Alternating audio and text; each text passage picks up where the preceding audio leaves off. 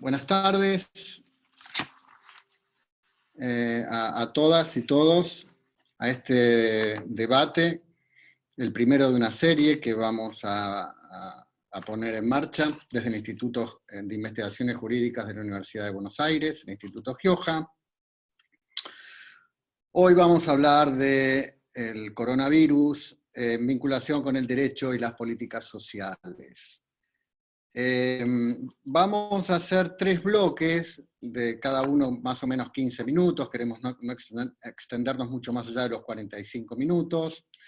Cada bloque va a tener una breve introducción y luego vamos a abrir a preguntas y comentarios.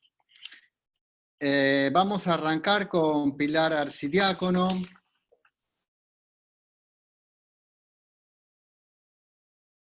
Política magíster en políticas sociales de la UBA, de CONICET, con sede en el Instituto, y codirige junto con Laura Pautá y Gustavo Gamayo el grupo Derechos Sociales y Políticas Públicas. Pilar nos va a hablar de transferencias de ingresos a las familias en contexto del COVID-19. Así que, Pilar, te desmuteo y te escuchamos. Bueno, gracias Marcelo, gracias a todo el equipo del Instituto por organizar este espacio. Marcelo, espero cualquier cosa que vos me puedas ir diciendo si se me escucha o no. Tengo un problema de conectividad importante, así que cualquier cosa espero tu seña de alguna manera.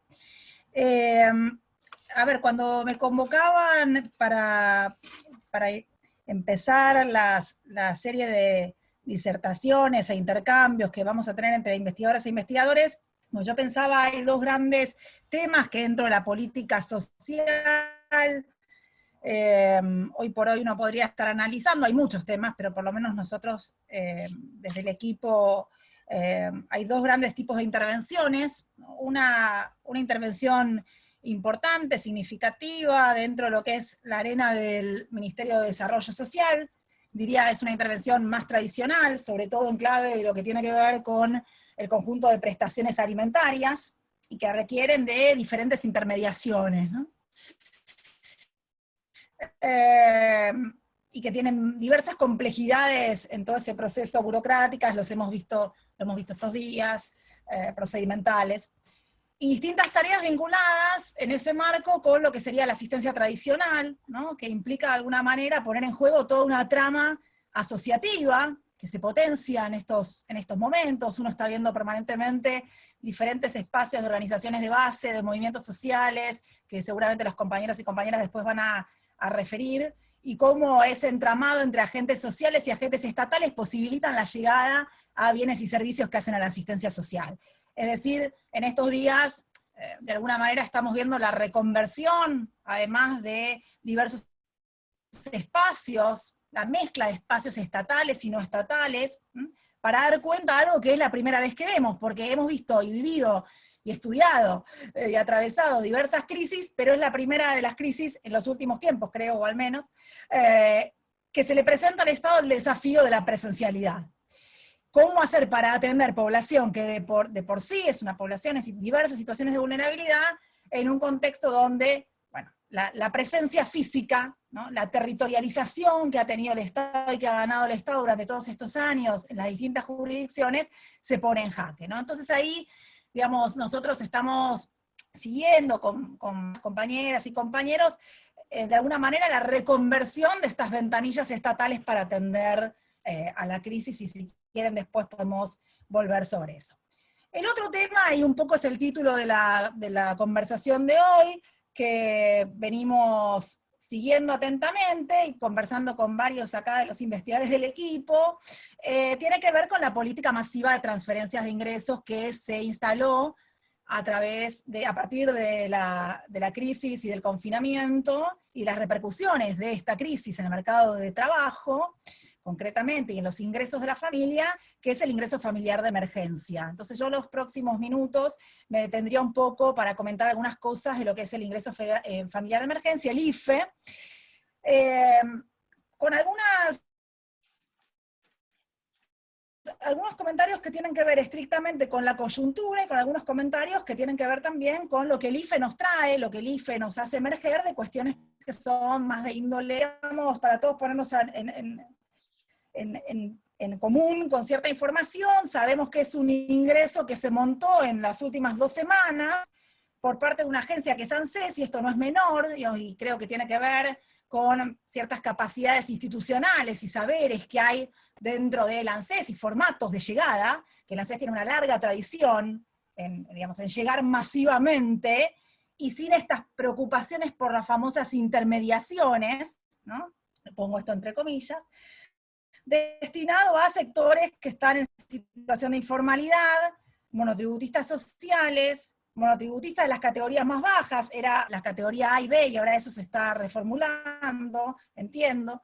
Todo el personal de casas particulares, sea que está inscripto o no está inscripto en el registro, digamos, registradas, trabajadoras registradas o no de casas particulares, y para toda la población que venía cubierta por la asignación universal, la asignación por embarazo, y otros programas sociales como el programa Progresar. Bueno, como en todos los programas sociales, esto implica algún tipo de recorte. En el caso del ingreso federal de familiar de emergencia, el requisito de 2 años de residencia en la Argentina, un máximo de 65 años, un mínimo de 18 años, y la cuestión que está fuertemente en discusión, que es que el resto del grupo familiar no tuviera un trabajo en relación de dependencia, no gozara de una prestación contributiva o no contributiva, es decir, no cobrara seguro de desempleo, pensión, jubilación o algún otro tipo de plan social, que es el famoso problema de las incompatibilidades de quienes venimos trabajando este tipo de políticas. Es una cuestión, digo, más bien histórica. Lo que nosotros vemos es que de alguna manera el Estado, a través del Estado Nacional, a través de ANSES, lo que hace primeramente es montarse sobre una estructura preexistente, que es la estructura de transferencias de ingresos más masiva que tuvo la Argentina, que es la asignación universal.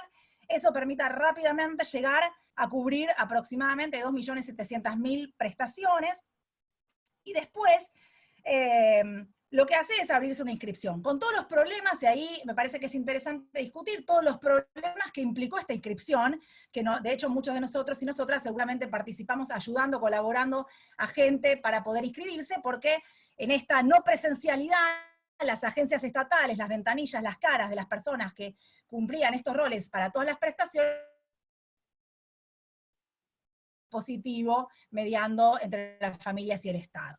Entonces ahí, digamos, lo hago breve y después podemos abrirlo en la discusión. Se abre todo un proceso de inscripción, donde hay más de 10 millones de personas que se inscriben, e ingresan, digamos, un total por afuera de las que ya estaban ingresando por la asignación, que fue un formato, digamos, bastante más automático, ingresan aproximadamente 5.700.000 personas. Es decir, tenemos en pocos días, yo diría es muy histórico, porque quienes recordamos el Jefas y Jefes, recordamos una prestación que de un momento al otro pasó a tener 1.800.000 o 1.900.000 personas. Entonces, en 2 semanas, una prestación de 8 millones de personas.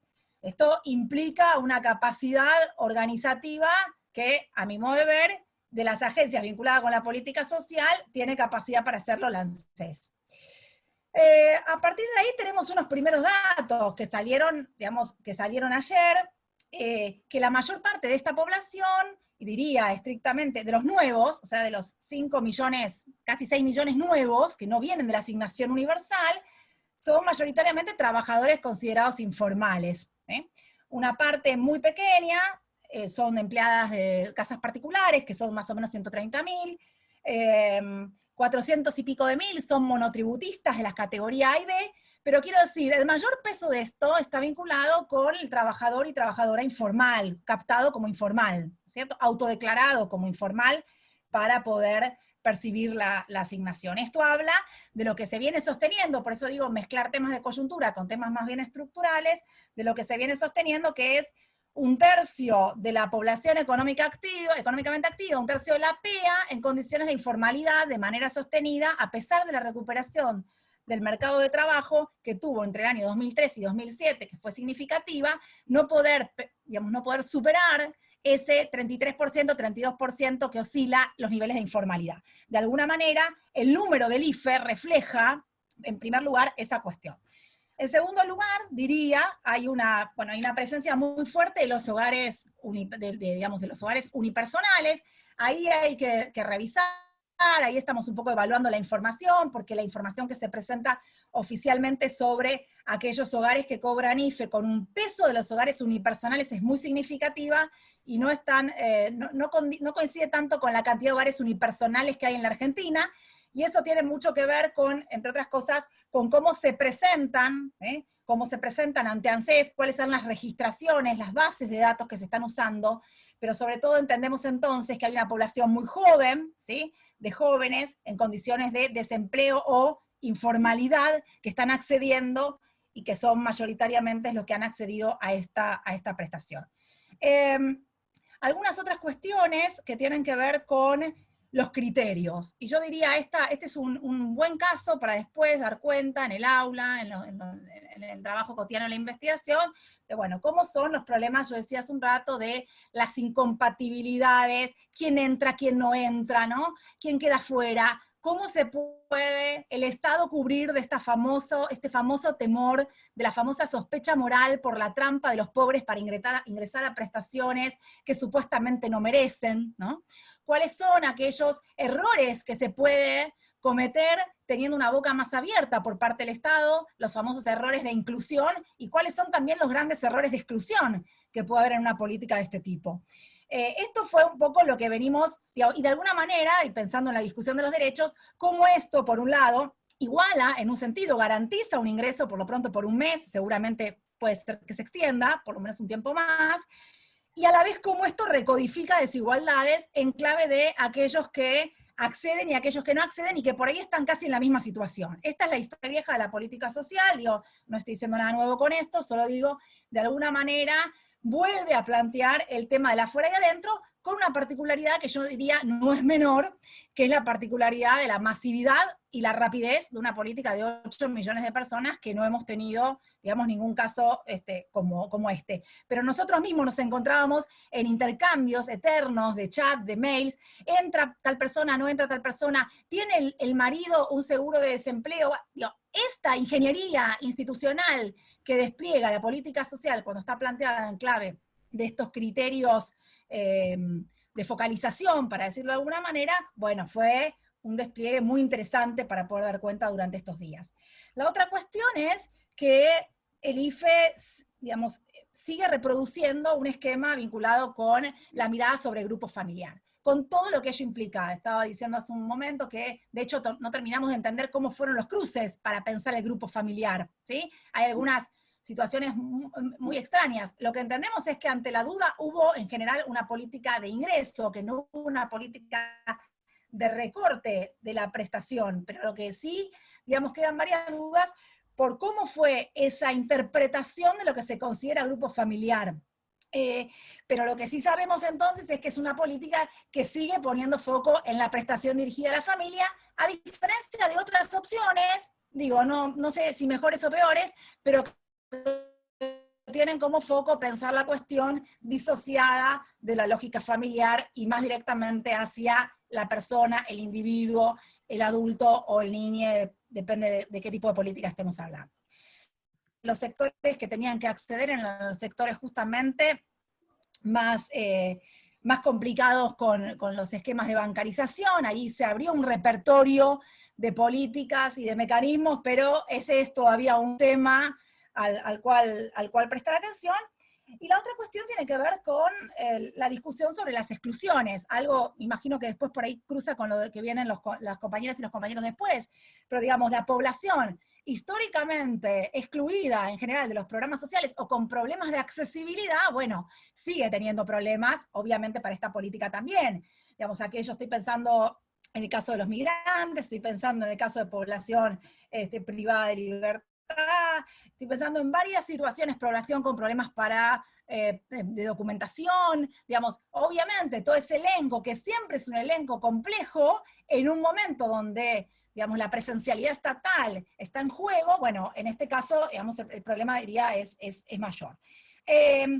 de alguna manera, para ir pensando el cierre de la intervención, yo creo que estamos ante un fenómeno, bueno, sin precedentes, ¿sí? Insisto con esta idea de una cobertura realmente sin precedentes en un tiempo muy corto, que se estructura sobre potencias previas, potencias del Estado previas, sobre andamiajes institucionales como ANSES, como el CINTIS, como las diferentes instituciones que tienen datos, y muchos datos obviamente de la población, y que permiten hacer estos cruces, y que, digamos, está en permanente rediscusión, ¿no? Como ayer veíamos que aparecían nuevos criterios, nuevas incompatibilidades y compatibilidades, que hay una nueva inscripción, y esto tiene que ver con la necesidad de dar respuesta, de seguir dando respuesta a una amplia parte de la población que va quedando, ya sea en condiciones de desocupación, o en condiciones o que tiene condiciones de informalidad, y que tiene que hacer frente a la cuestión de los ingresos.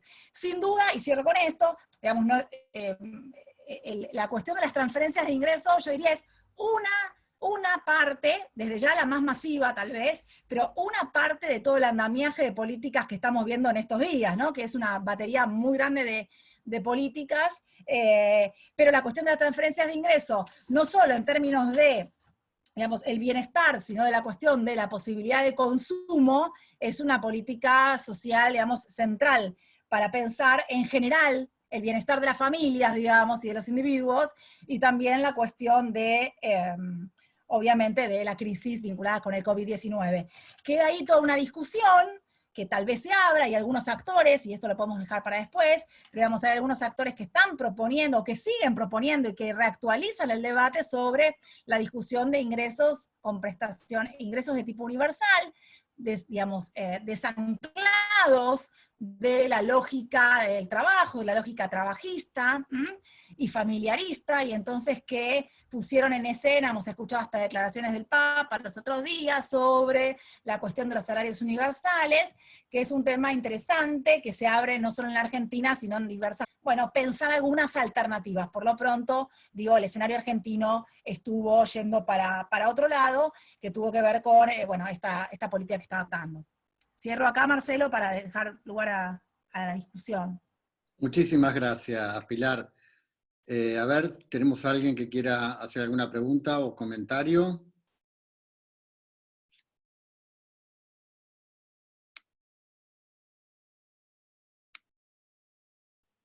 Yo aprovecharía para preguntarte, Pilar, justamente sobre lo último que dijiste. Hay como una especie de movimiento global pidiendo por un ingreso básico universal. Si querés expandir un poquito, digamos, la gran preocupación siempre aquí es si es financiable, o sea, si el monto de ese ingreso básico va a ser mínimamente sustantivo, si una economía como la Argentina la puede financiar. Pero me parece que es un debate que ya no se puede eludir. No sé qué te parece. A ver, nosotros justo desde el equipo, en el medio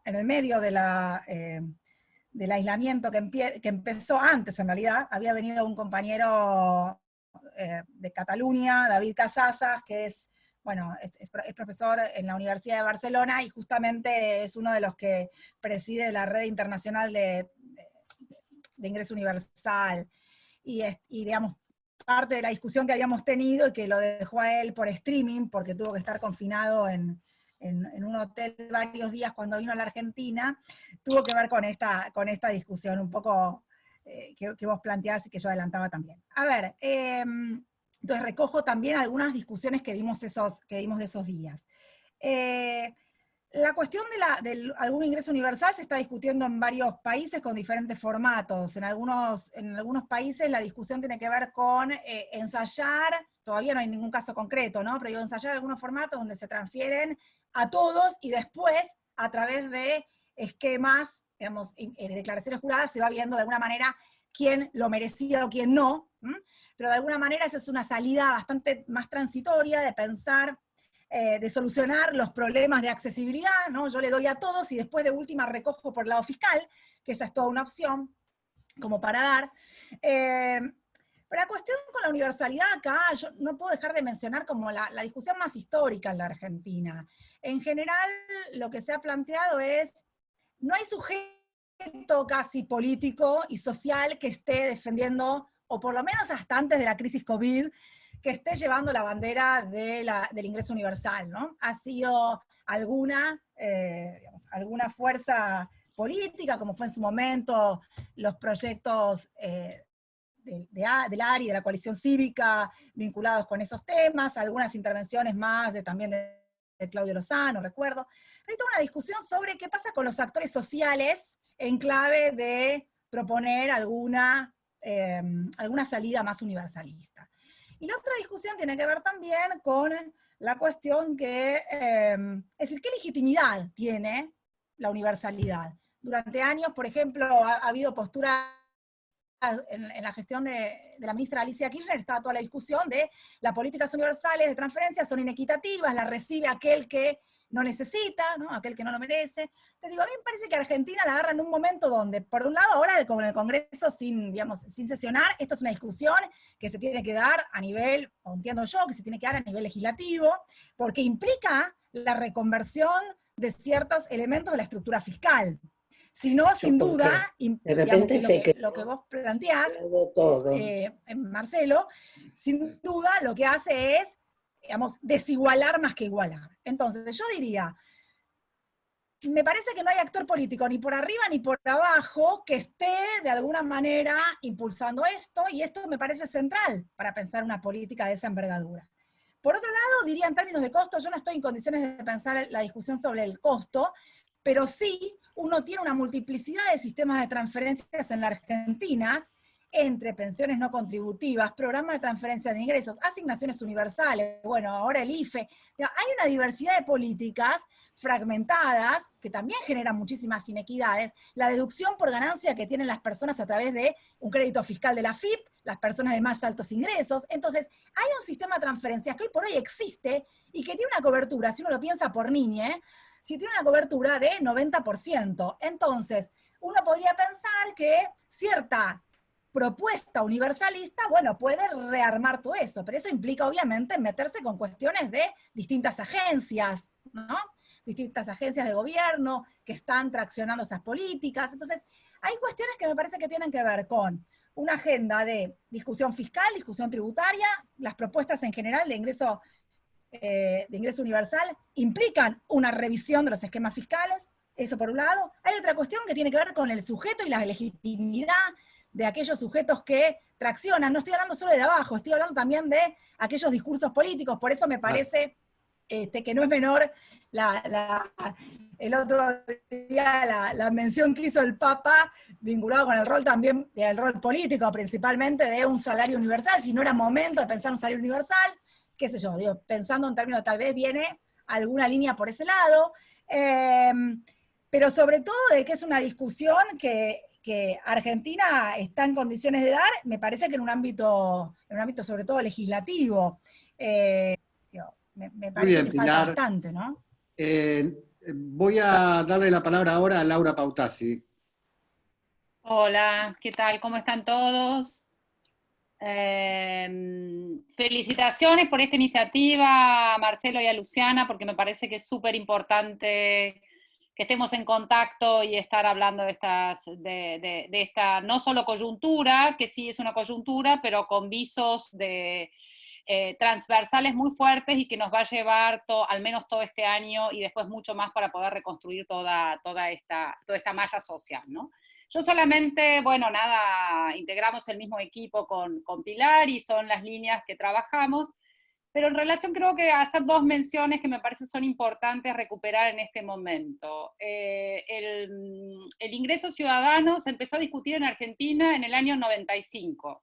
O sea, y ahí puedo decir que fue un grupo que introdujimos ese debate y hubo una instancia legislativa en el 97 con la propuesta y el proyecto de ley del Fondo de Ingreso Ciudadano para la Niñez, que no fue la propuesta del ARI. El ARI después introduce nuevamente en base esa propuesta. Fue una primera propuesta que sí fue presentada por dos senadoras, dos diputadas radicales, pero sí, digamos, hubo un momento de discusión sumamente débil, legislativa en ese momento, y es una discusión que necesariamente se plantea con reforma tributaria. No hay modo de darla, porque precisamente es garantizar un derecho al ingreso y hacer una transformación muy importante en los sistemas de políticas sociales. Entonces, me parece que recogiendo estos antecedentes, luego la que se da con el FRENAPO, el Frente Nacional de la Pobreza, y ahí sí los actores que mencionó Pilar, creo que sin duda es un momento para darla, es un momento que tiene que ser una discusión legislativa, y particularmente porque las transferencias, como dijo Pilar, están legitimadas en Argentina. Digo, hay una idea también,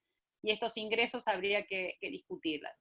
Y el segundo punto que me parece que hay que introducir de la línea de la universalidad tiene que ver con, bueno, los temas que hace también desde el equipo mucho tiempo que trabajamos, que tiene que ver con todo este ámbito de desigualdad estructural que son las relaciones laborales formales, como tal cual lo manifestó Pilar, pero también las relaciones de trabajo de cuidado que se están haciendo en los hogares. Que hoy esto está visiblemente manifestado, pero eso no significa que se haya visibilizado en las dimensiones que tiene. Es una problemática hoy en los hogares de resolverlo cotidianamente porque hay un mismo espacio de resolución, dinámicas de teletrabajo absolutamente solapadas con esta línea, niños, niñas, personas con discapacidad, todos para cuidar juntos. Eso no significa la transformación. Y me parece que para superar las políticas asistencialistas, que en este momento se requieren necesariamente porque hay que asistir, porque hay que discutir la informalidad, la salida de el confinamiento obligatorio y después luego cómo vamos a seguir con esta línea, hay que discutir de esa misma mano las formas de resolución de la problemática social del cuidado. No es una problemática de cada hogar, sino es una problemática de transformación. Entonces, nada, en estas dos líneas, absolutamente adhiriendo a lo que señaló Pilar, me parece que estos otros dos temas son importantes para tratar, no coyunturalmente, que sin duda necesitamos recuperarlos, sino que sea una posibilidad, tanto en el tema de ingreso ciudadano como en el tema de cuidado. Esta es la oportunidad, cuidado y violencia sumado a las condiciones de desigualdad estructural para avanzar, que han sido temas también de la agenda feminista de muchas décadas. Eso nomás, gracias. Muchísimas gracias, Laura. Nahuel Magley. Gracias Pilar, súper interesante. Tengo dos preguntas, una es una pregunta y la otra es como una repregunta sobre el tema de ingreso básico. La pregunta tiene que ver con la política de datos.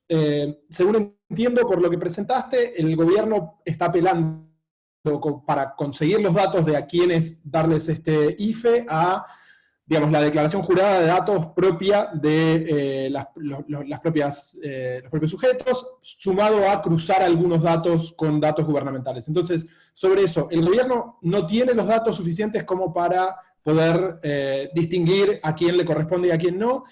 ¿Podría el gobierno obtener esos datos de alguna otra forma, por ejemplo, cruzando información con información bancaria o de empresas de servicios?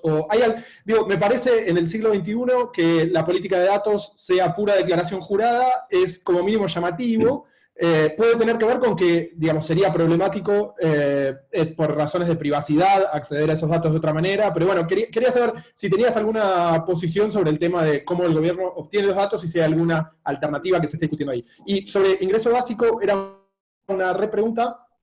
¿Saben de alguna experiencia a nivel global que se haya orientado en el sentido de ingreso básico más que segmentado en respuesta al COVID? O sea, entiendo que hay mucha gente impulsándolo, pero ¿hubo algún país que haya experimentado con esto?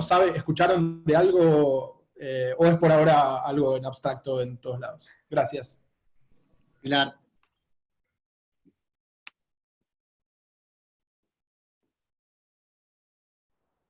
Hola, Pilar. Hola.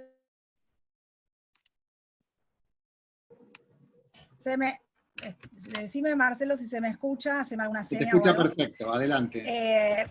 A ver, bueno, yo escuché medio cortado lo de Nahuel, pero creo que la primera parte la escuché bien. No, me expresé mal. A ver, al contrario, con el mero hecho de ingresar el DNI y el CUIL, el Estado, para saber si la persona está en condiciones de cobrar el IFE o no cobrarlo, en función de los cruces entre bases, ANSES.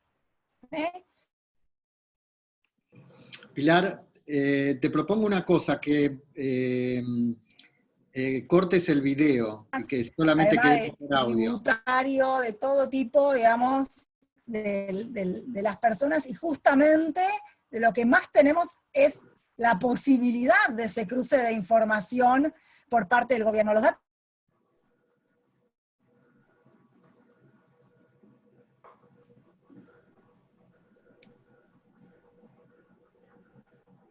Parece que perdimos a Pilar. Bueno, sigamos. Le paso ahora la palabra a Camila Fernández Meijide. Ella se va a referir a la pandemia, el aislamiento obligatorio en condiciones de desigualdad estructural, el caso de los barrios populares. Me parece que empieza Martín a hablar. Martín. Bueno. Camila va a hablar en segundo lugar. Primero va a hablar otro integrante del equipo, que es Martín Aldao. Martín es abogado y doctor en Derecho de la UBA, investigador del CONICET, con lugar de trabajo en el instituto, y trabaja temas de desigualdad estructural, movilización y derechos humanos. Adelante, Martín Aldao, te escuchamos.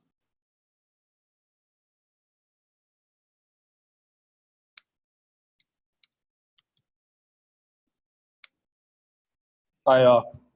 ¿Me escuchan? Perfectamente. Buenísimo. Bueno, un poco en la línea de lo que veníamos charlando, el objetivo de mi presentación es señalar el impacto diferenciado tanto de la pandemia como de las medidas de aislamiento obligatorio en la población de los barrios populares porteños.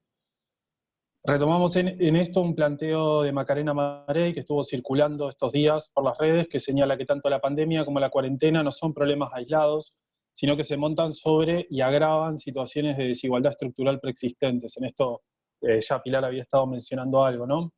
Cuando hablamos de barrios populares, hablamos de las comunidades y los hogares de un 13% de la población de la ciudad de Buenos Aires. Nos parece relevante abordar este segmento por dos razones. Por un lado, son el sector obviamente más golpeado, tanto en términos sanitarios, que eso viene contenido por el momento, pero no sabemos cómo va a seguir, pero también en sentido económico por esta crisis. Y por otro lado también porque se trata de la fuerza de trabajo que sostiene las, podríamos decir, tareas de cuidado en un sentido muy amplio de nuestra sociedad. Construcción, mantenimiento, logística, limpieza, enfermería, cuidado doméstico, delivery, son en general las actividades más habituales de los habitantes de los barrios populares. Esto me parece que es importante señalarlo. Los barrios populares o villas no son una anomalía sociourbanística, existen y crecen en todas las grandes ciudades de nuestra región porque nuestro modelo económico neoliberal requiere una gran cantidad de mano de obra de bajo costo y cada vez menos mano de obra calificada de clase media. Es decir, son un producto estructural de la sociedad. Bien, la exposición voy a tratar de ordenarla a partir de 5 ejes: vivienda, alimentación, salud, educación y trabajo. Voy a tratar de ser sintético y en todo caso después en la discusión desarrollamos algunas cosas. Con lo que hace a vivienda, vivir el aislamiento obligatorio en los barrios es hacerlo en muchos casos en condiciones de hacinamiento. La cohabitación de familias en una misma vivienda triplica los porcentajes de ciudad formal. El promedio de habitantes por vivienda oscila entre 3 y 4 o 5 personas, más cerca de 5, mientras en el resto de la ciudad está entre 3 y 2 y más cerca de 2, y obviamente la superficie de las viviendas es notablemente menor. Por otro lado, los hogares con niñez también triplican los porcentajes de la ciudad formal y casi la mitad de sus habitantes de estos barrios son menores de hasta 17 años, con todo lo que esto implica en términos de carga de cuidado para los adultos y en particular para las mujeres, que es un poco lo que mencionaba Laura hace un rato. Por otro lado, y esto existió siempre y sigue existiendo ahora, la infraestructura de servicios es precaria y tiene menos mantenimiento que el de ciudad formal, por lo cual los cortes de luz y de agua, que en este contexto son especialmente graves, resultan bastante habituales. En lo que hace a la cuestión de la alimentación, más de la mitad de los hogares de los barrios populares de la ciudad se encuentran bajo la línea de pobreza y un 16% bajo la línea de indigencia. Tradicionalmente esto se venía resolviendo a través de comedores y merenderos sostenidos por organizaciones sociales, con alimentos provistos por el Estado. Este me parece que es uno de los puntos más críticos. En Cava hay alrededor de 290 comedores conveniados, que repartían algo así como 50.000 raciones diarias antes de la crisis, o de que estalle esta crisis. Y si bien el Estado provee la comida, las organizaciones son las que tienen a su cargo el alquiler y mantenimiento de los locales, la infraestructura de cocina y todo lo que es el trabajo de cocina y distribución de los alimentos, para lo cual no reciben ningún tipo de fondos por parte del Estado. En los primeros días del aislamiento, la demanda sobre los comedores obviamente se duplicó, porque hay un montón de gente que no está pudiendo salir a trabajar o no está percibiendo sus ingresos de modo completo, y de hecho la IFE todavía, salvo al primer sector, digamos, los que ya tenían asignación universal, todavía no se transfirió. Y en este contexto de duplicación de la demanda, las raciones aumentaron, es cierto, pero en menor medida. Estamos viendo una demora de casi 15 días por parte de Desarrollo Social del Gobierno de la ciudad en actualizar las raciones. Y lo que es más grave, la infraestructura y la cantidad de personas que trabajan, y acá de vuelta aparece el género, porque la mayoría de las veces son mujeres, la infraestructura y la cantidad de personas que trabajan están en las mismas condiciones que antes, incluso un poco peor, porque obviamente todas las compañeras que estaban cocinando, que son grupo de riesgo, se tuvieron que retirar de los comedores. Entonces tenemos menos gente cocinando, el doble de raciones con las mismas herramientas. Esto vemos que genera una sobrecarga de trabajo que va a ser muy difícil de sostener en el tiempo. Y tampoco hay una respuesta o una potencial salida, un plan de contingencia por parte del Estado por el momento. En términos de acceso a la salud, los barrios populares presentan altos índices de necesidad de recortar gastos médicos por falta de ingresos, y dependen casi exclusivamente del sistema público de salud, y en particular de los ESACs o las salitas, que trabajan en condiciones en general de precariedad y de falta de presupuesto. Esto no es para criticar para nada al personal de los ESAC, hacen parte de estas redes de las que hablaba Pilar un poco más temprano, del Estado de los territorios, pero lo cierto es que no tienen presupuesto, no tienen protocolos unificados, no están jerarquizados dentro de la estructura del gobierno de la ciudad, y hacen lo que pueden y no están pudiendo brindar una respuesta clara a los vecinos respecto del rol que van a estar jugando en este contexto. Todo esto para ni mencionar ni hablar del dengue, que afecta especialmente a los grandes barrios populares de la ciudad, y sobre el cual estamos atravesando la peor situación de 2016, con más de 3.000 casos confirmados. Con respecto a la educación, estamos en una situación crítica muy similar a las anteriores. No hay acceso a Internet para sostener esta virtualidad de la comunidad escolar conectada que propone el Ministerio de Educación del Gobierno de la ciudad. Y además esto creo que de vuelta hay que señalar esto que decía Laura antes de las tareas de cuidado, hay una sobrecarga en los adultos de los barrios populares, sobre todo en las mujeres, que tienen una proporción mucho más grande de niñas en edad escolar que el resto de los hogares de la ciudad. Todo esto sumado a los problemas alimentarios, los problemas de trabajo, etc. En lo que respecta al trabajo, el 40% de los habitantes de los barrios populares no tienen acceso ni a empleo formal ni a planes sociales. Y otro 40% depende de planes sociales, y solo un 20% está en condiciones de empleo formal, lo cual igual tiene una cantidad de matices adentro, dependiendo del grado de reconocimiento de derechos que tengan en ese empleo. A su vez, por las condiciones de trabajo, la mayoría de la población de los barrios populares o bien no está percibiendo sus ingresos si son cuentapropistas, o sus salarios completos, y en esto hay que tener en cuenta que un 30% de los habitantes de los barrios populares son inquilinos, y como son inquilinos informales, no están alcanzados por el DNU de suspensión de pago de alquileres, de suspensión de pago de alquileres y suspensión de desalojos, así que están viendo ahí cómo se organizan para resolver esos temas. En muchos casos quedan como a la buena de quienes les alquilan, o bien, y esto también es bastante grave, están forzados a sostener actividades esenciales, logística de supermercados, reparto de comida, cuadrillas de limpieza, etc., sin las condiciones de seguridad adecuadas, lo cual los expone mucho más que el resto de la población en tanto potenciales vectores de la enfermedad. Lo que resulta preocupante, y es el tema que seguimos con el equipo del DECIT hace ya unos años, es que estos sectores estos barrios siempre atravesaron estos problemas, y dentro del repertorio de acciones, las más importantes tenían que ver con la capacidad de movilización, digamos, el impacto en la vía pública, y por otro lado la intervención judicial, que tiene una bastante ya larga y consolidada tradición de intervención en políticas sociales, que podemos discutir o no después, es interesante, pero ambas cuestiones están bastante debilitadas en el contexto del aislamiento obligatorio. lo cual es un problema serio. Porque de hecho el Poder Judicial opera en general como una suerte de válvula de escape, que cuando hay demasiada presión con algún problema social, como es el caso, por ejemplo, de los subsidios habitacionales, obliga al Estado a dar prestaciones y de ese modo como que baja un poco la conflictividad social. Si esto no está funcionando y la capacidad de movilización está obturada, entonces esto puede generar problemas más adelante. Bien, todo esto sumado a la incertidumbre, todo esto que mencionaba, sumado a la incertidumbre respecto de la duración del aislamiento y la falta de claridad en las medidas de contingencia desplegadas por el Estado, en esto vemos, sobre todo en cuestiones alimentarias, así como lo estaba mencionando hace un rato Pilar con el tema de la IFE, muchas idas y vueltas, falta de información, falta de lugares donde uno pueda acercarse a saber qué es exactamente lo que está pasando, e incluso la gente que tiene acceso a los funcionarios del Estado, lo que nos cuentan es que no hay claridad por parte de las diversas agencias estatales respecto de cómo se van resolviendo los problemas que van surgiendo, ¿no? Es todo muy sobre la hora. Entonces, todo esto, decía, genera una situación de olla a presión que nadie, ni desde el Estado, ni desde la academia, ni desde las organizaciones sabe muy bien en qué va a terminar, ¿no?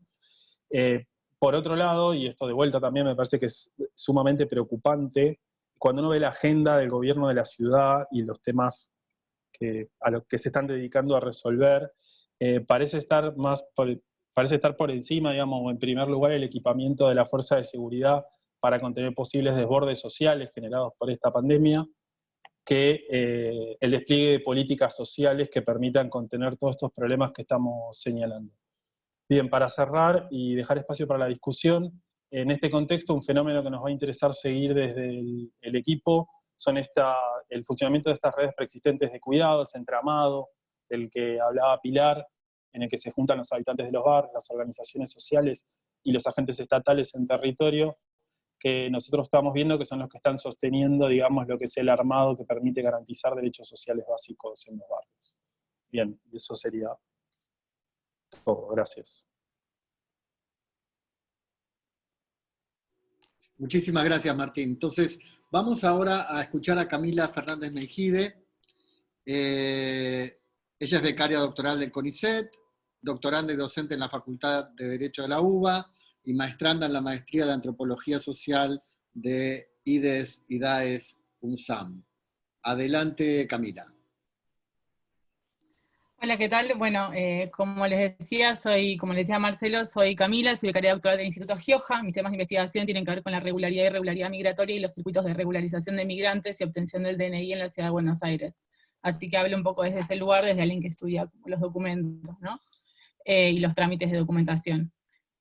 A lo que dijo Martín, puedo agregar un par de cosas que tienen que ver con el impacto diferenciado de la pandemia y el aislamiento obligatorio sobre la población migrante.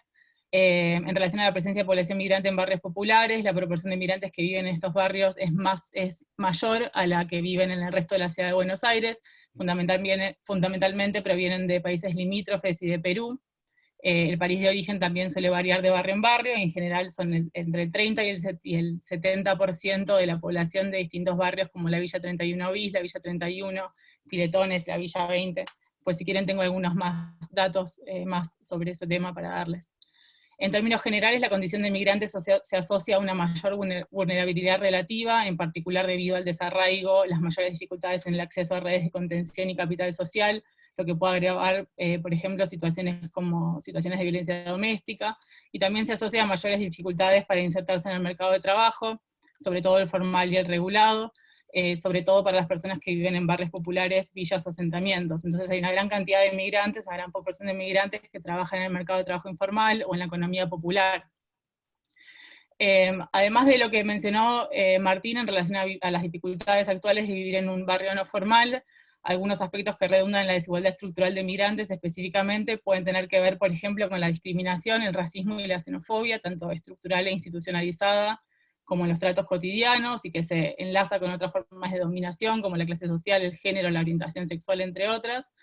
El hecho de estar en riesgo de ser expulsado, situación que también se ha agravado con la normativa sobre expulsiones que sancionó el gobierno de Mauricio Macri, que todavía no fue derogada, sobre la que también podemos hablar más adelante si quieren, y también la falta de acceso a la documentación y todo lo que implica no tener un DNI argentino, ¿no? que en principio lo que hace esta charla es la imposibilidad de acceder a un empleo formal, ¿no?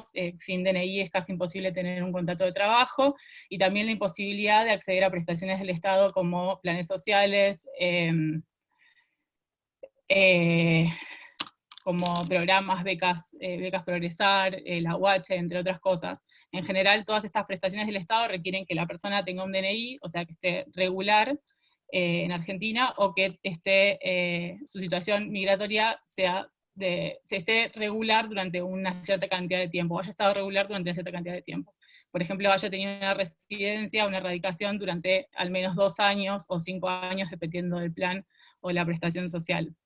Entonces, si en estas circunstancias, sin coronavirus, estos factores dificultan en las condiciones actuales la vida de un emigrante, ello se ve agravado en gran medida como consecuencia de la pandemia y del aislamiento obligatorio, ¿no?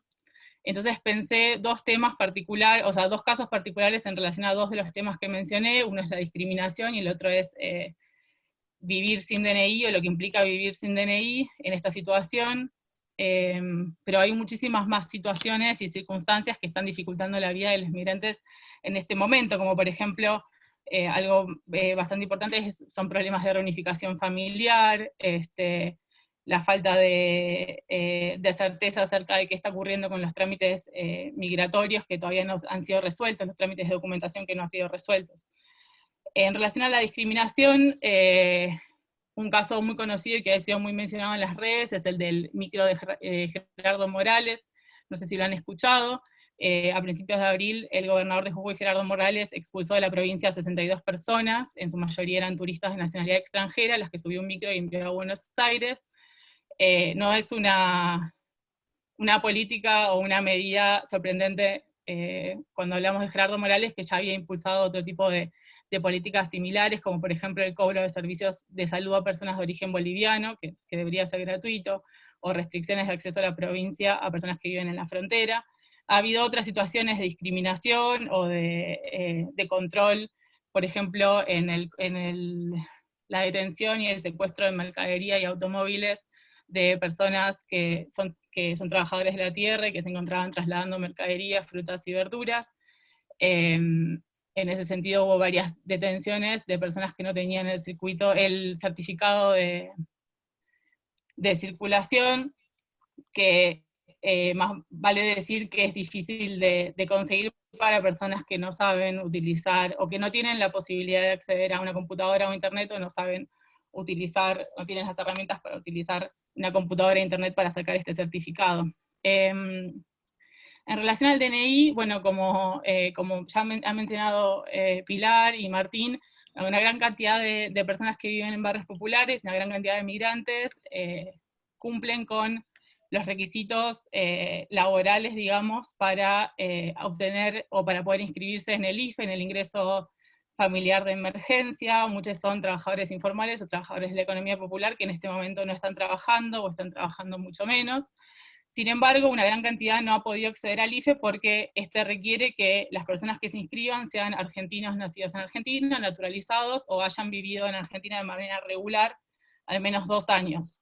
Entonces quedan afuera de la posibilidad de inscribirse y de acceder a este ingreso familiar de emergencia varias personas, incluyendo personas que han tenido residencia regular por menos de 2 años, personas cuyos trámites migratorios están en trámite, valga la redundancia, personas que han vivido en Argentina por más de 2 años, pero cuyos trámites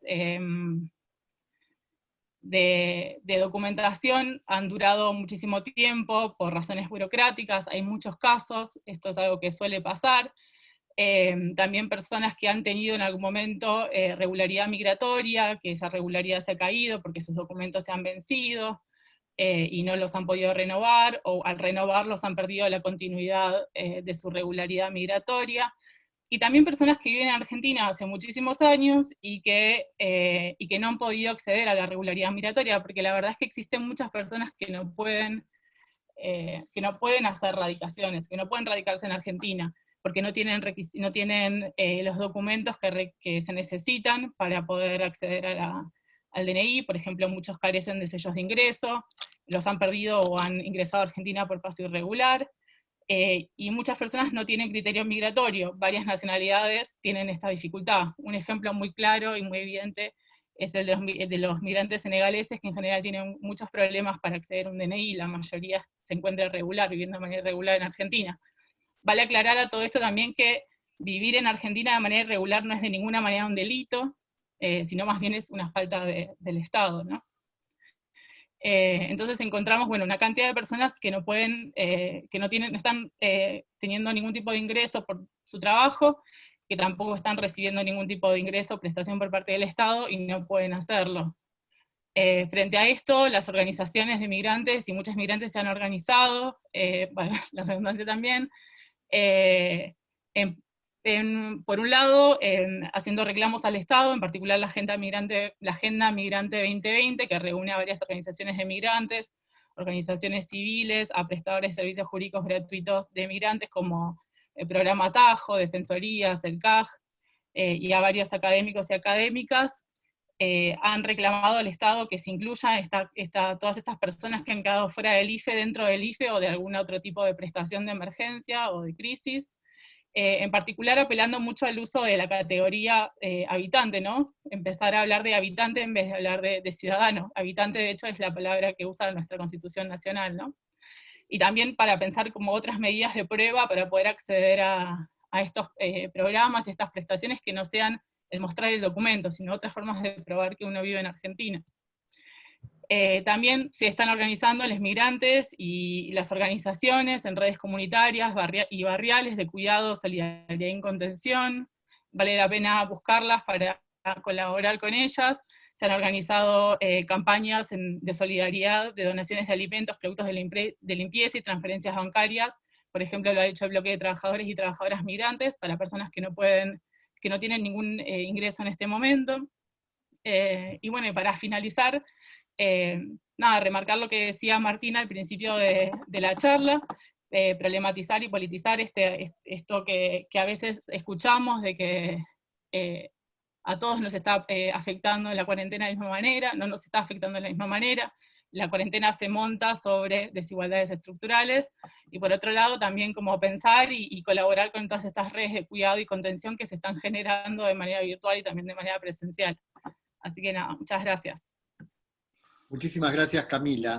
Estoy observando una pregunta, pero se refiere a la intervención anterior. Por lo tanto, y como nos estamos quedando un poquito sin tiempo, lo que vamos a hacer ahora es escuchar a Lila García. Lila es doctora en Derecho por la Universidad de Buenos Aires, investigadora adjunta del CONICET, y dirige un proyecto PIC de agencia sobre migraciones y Poder Judicial, y enseña en la Universidad de Mar del Plata. Ella va a hablar del impacto de las políticas públicas nacionales y regionales en la movilidad humana. Y luego vamos a abrir por unos pocos minutos el diálogo por las preguntas que haya. Adelante, Lila. Gracias, Marcelo. Gracias a todos por la invitación, les extrañaba. Intentaré ser breve y tratar de maximizar el tiempo, sobre todo porque me voy a subir sobre el diagnóstico. Muchas de las cosas que yo iba a decir ya dije, ya fueron dichas. Quería hacer solo énfasis en 3 ejes, si la cámara me toma. Uno, ¿qué implica el aislamiento para una movilidad, para un migrante constitutivamente móvil?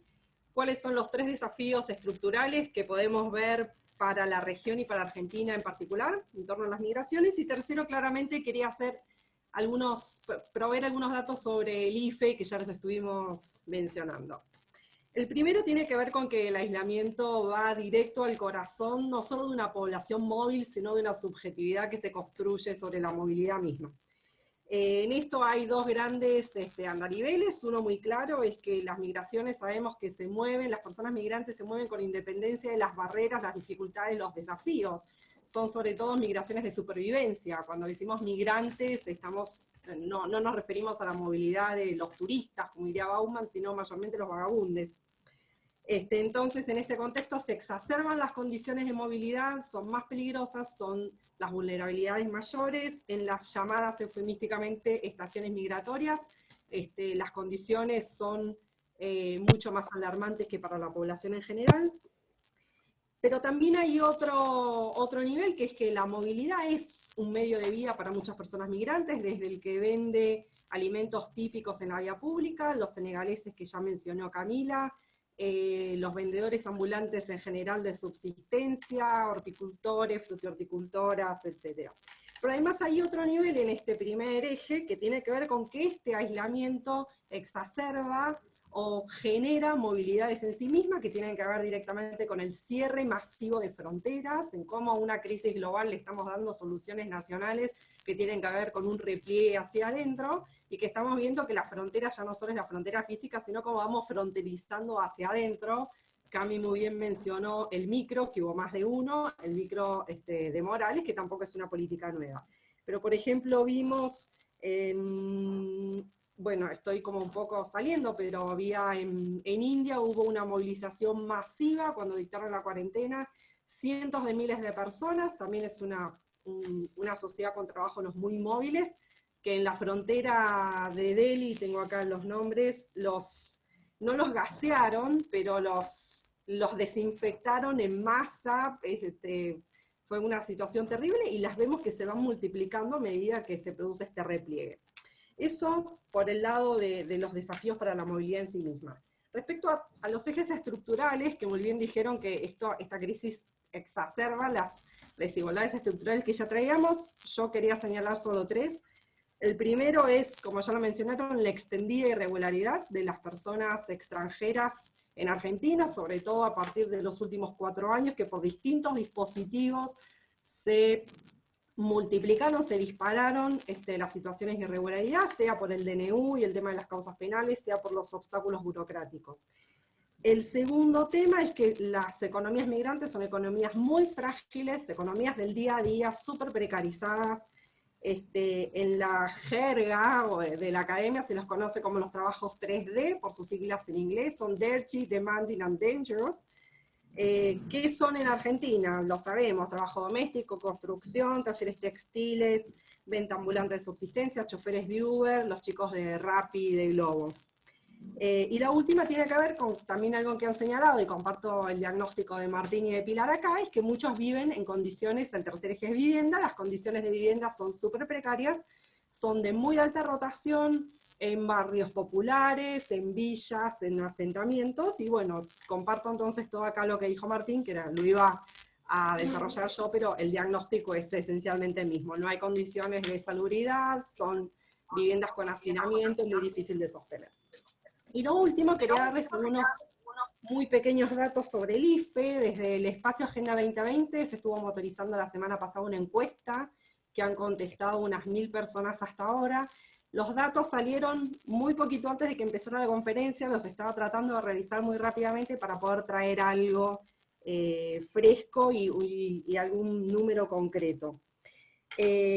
Como también han dicho, los extranjeros, les extranjeros son los grandes excluidos de las políticas sociales. Las políticas sociales cortan el lo nacional, y el IFE no fue la excepción en eso, así como se piden 3 años de residencia para la UH, en algunos se piden que sean extranjeros con residencia permanente, o sea, es el gran corte de las políticas sociales y tiene que ver con extranjería.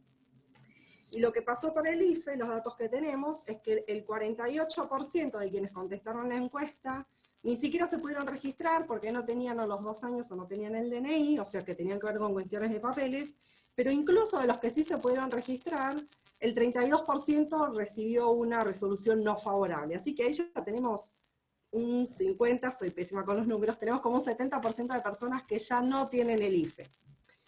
Pasa algo más después, en el contexto de estos trabajos informales, otra de las cosas que levantó la encuesta es que para el 60% de las personas el trabajo y el ingreso asociado a ese trabajo se interrumpió de manera permanente, un 60%, pero para las otras categorías vieron el trabajo interrumpido, pero perciben menos. O sea, para ninguna de las personas extranjeras que contestó la encuesta, el aislamiento fue en algún sentido una situación igual a la que ya traían. O se les suspendió el trabajo con 0 ingreso, o bien el trabajo se dio suspendido y siguieron cobrando, pero en mucha menor medida. Para nadie les fue indiferente este aislamiento.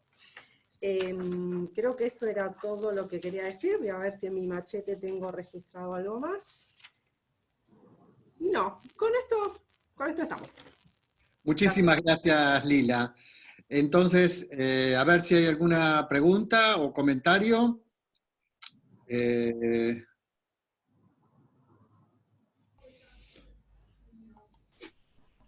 Bueno, parece que las intervenciones fueron sumamente claras y agotaron todas las perspectivas posibles.